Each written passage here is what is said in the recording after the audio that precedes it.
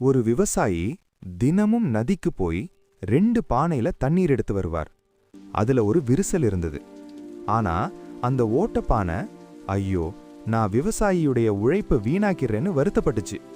ஒரு நாள் ஓட்டப்பானை விவசாயிட்ட, எஜமானே, நான் ரொம்ப வெக்கப்படுறேன்.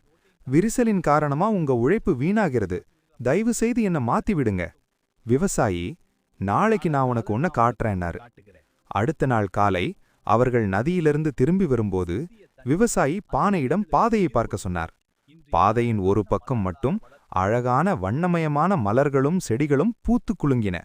அந்த பக்கம் ஓட்டை பானை இருந்த பக்கமாகும்.